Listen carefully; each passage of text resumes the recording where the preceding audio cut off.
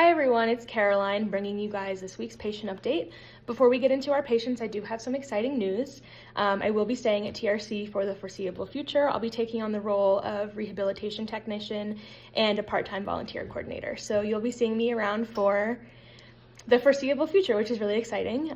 Thank you guys for tuning into all my patient updates. I love making them for you.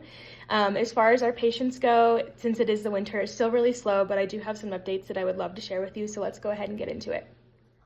First for this week, we have the release of Golden Eagle 25-7 from the Lander area. This was the bird that we admitted and clinically couldn't determine exactly what was wrong with this bird besides a few minor issues that did end up resolving. We determined that this bird was ready for release pretty soon after coming into our clinic, and it went great. One of our volunteers tagged along and took these amazing pictures of the release. Next for this week, we have Golden Eagle 11-1 from Twin Falls, Idaho. This bird was admitted to our clinic with severe lead toxicosis caused by the ingestion of lead fragments. We have given frequent updates on this bird throughout the last few months and have seen amazing progress so far. This patient was moved out to our flight barn a few weeks back to begin flight conditioning. As you can see from this video, this bird's flights look strong and healthy, and we are hopeful for a release in the upcoming weeks. Next for this week, we have Great Horned Owl 1216 from Afton, Wyoming.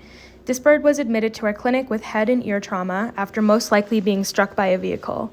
This patient has recovered well and has moved on to the end stages of rehabilitation, which is flight conditioning. When we flight condition owls, we always ensure that their flight is completely silent.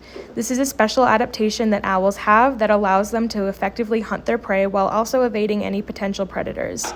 As you can see from this picture, the feather serrations are located on the outer edges of the wing feathers. These are what allow for silent flight in owls. Air travels through these serrations rather than hitting the feathers dead on and creating sound like we see in every other raptor family. This bird is flying silently and her flights look great, so we are also hopeful for an upcoming release of this patient. Lastly, for this week, we have Turkey Vulture 1025 from Rock Springs, Wyoming.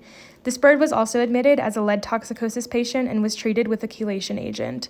Over the last week or so, we noticed that this patient's mentation had become pretty dull. When we noticed this, we immediately started a physical exam and found small wounds on the side of the head that are consistent with insect bites. This event is uncommon for us to see given the time of year, but definitely not impossible. This bird was moved back into an oxygen unit and has since been treated.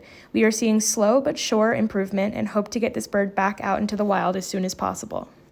Okay guys, thank you so much for tuning in this week. Remember, if you want to do your part by keeping wild birds wild, please click the link in the bio to donate or visit our website directly.